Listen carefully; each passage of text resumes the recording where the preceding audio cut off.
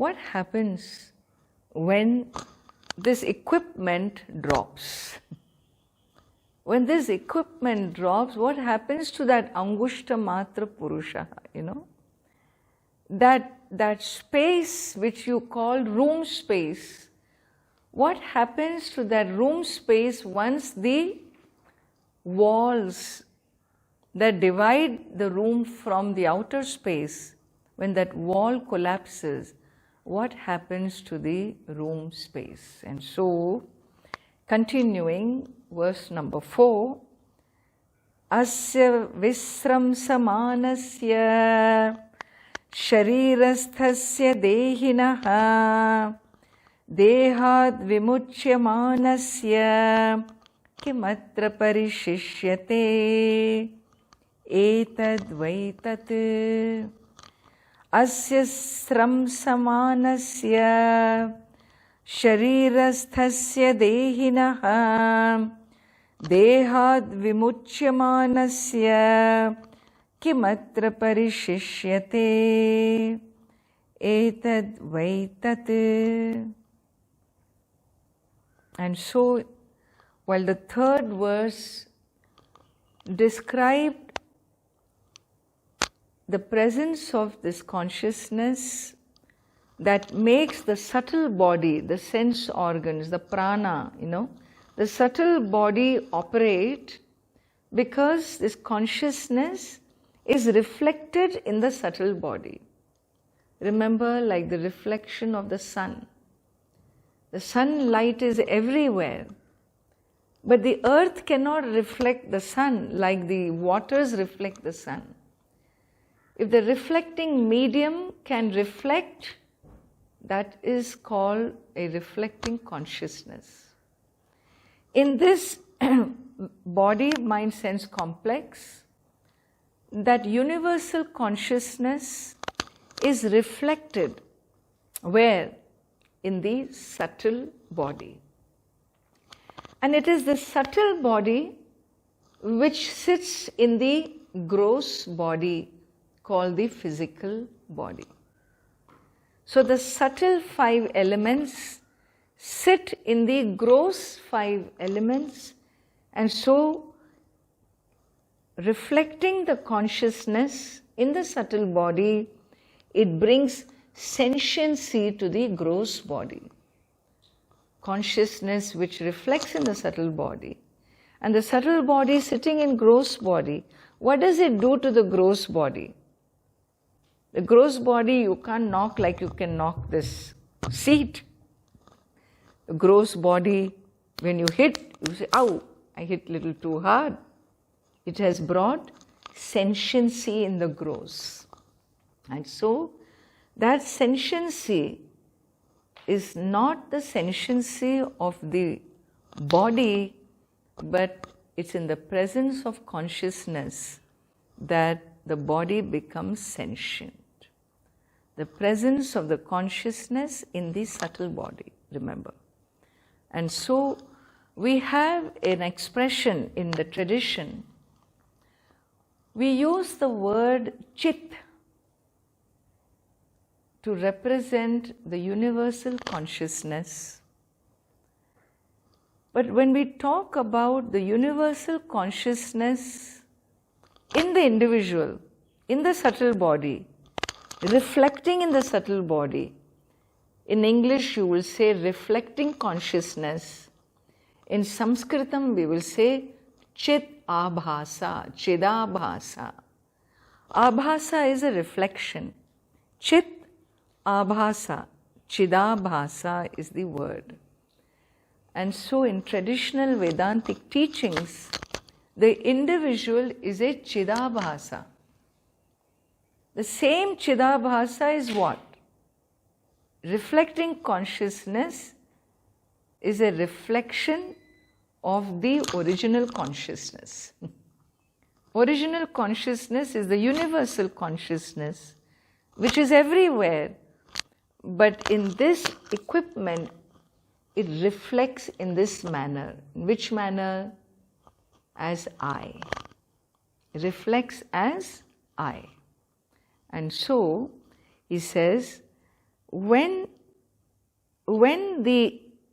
this indweller, now look, one more level. This reflecting consciousness is connected to this body, right? This particular body. And so what happens? There is an identification with the body. This identification with this body, excuse me, the identification with this body makes the person aware of himself as an individual. I am not aware of myself as a universal consciousness, but I become aware of myself as an individual. I am a conscious being connected to this body, and this awareness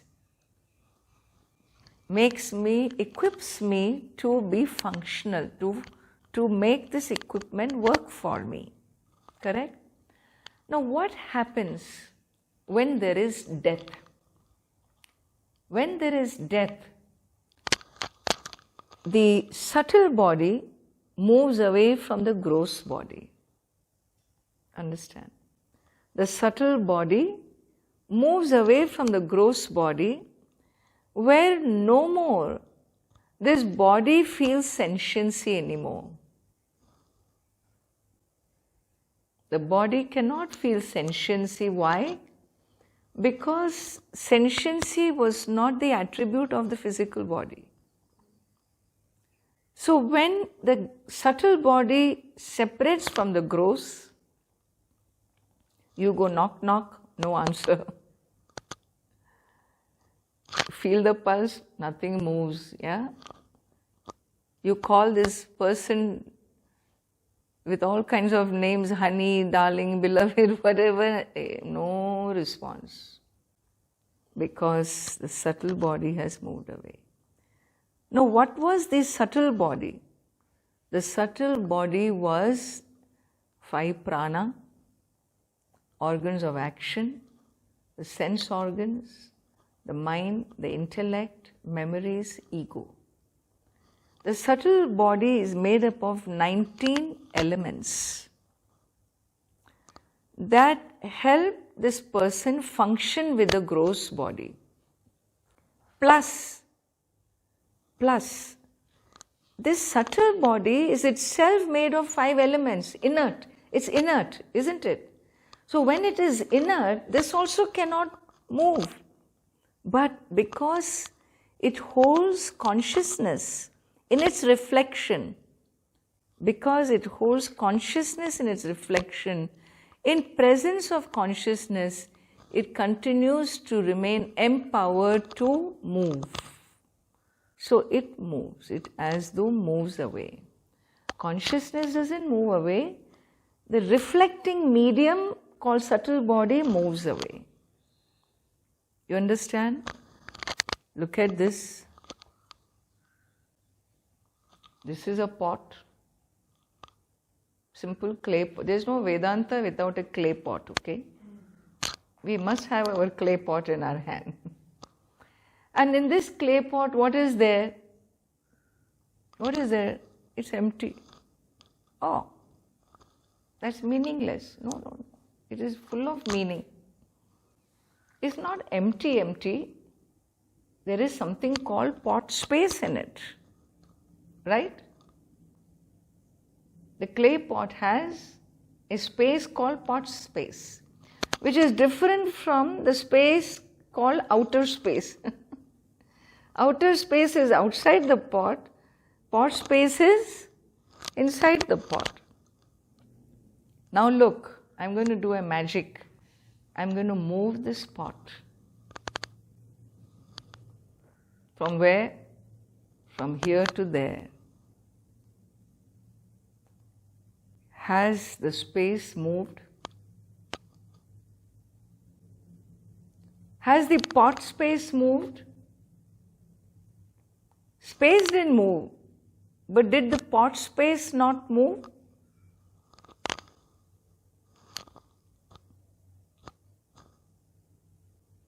Come on. No time to sleep.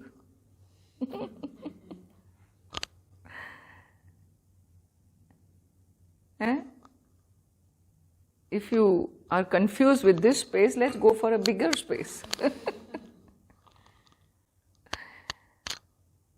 The pot moves, but does the pot space move? The pot space can move from point A to point B only if it doesn't exist in point B. But if all around is space, when space is all pervasive, can space move? Can the pot space move? Move from where to where? Space is all pervasive. But then isn't the pot moving? Pot is moving. What about the space? Space is not moving. Pot space inside appears to be moving. Appears. That appearance of movement is because of the wall of the space. Essentially, the space inside doesn't move, but gives you the appearance of a movement. You understand that? Similarly, universal consciousness cannot move because it's universal. It's here, there, everywhere. It's all pervasive, we said. Then this separation of life, this gross body from subtle body separates. It separates, but in this reflecting medium, there is a reflecting medium called the subtle body. In that subtle body, the reflection called reflecting consciousness along with the reflecting medium appears to move away. Empowering the subtle body in movement, it appears as if the consciousness moved away.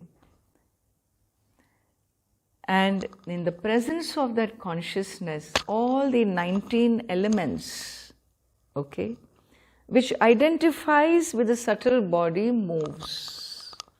It moves away.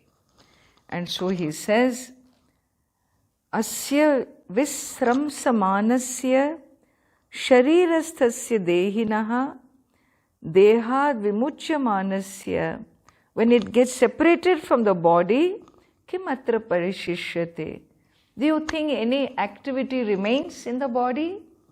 Nothing remains, because the individual has gone. The reflecting medium with the individual ego and its memories has left. That is the reason why when that individual takes another birth, sometimes he comes back with memories, of a past life. Children have fascinated when they talk about their past life. They talk about being a dad and a mom and so on and so forth. And this is all because he left the previous life with the memory. The memory was one component of the 19 subtle body elements, along with the ego, which is another component. Our ego is that functionality that identifies with the subtle body. And so he says here, understand the next verse, very beautiful. Na pranena na panena martyo jivati kaschana itarena tu jivanti yasminneta upashritau. Na pranena na panena martyo jivati kaschana itarena tu jivanti yasminneta upashritau.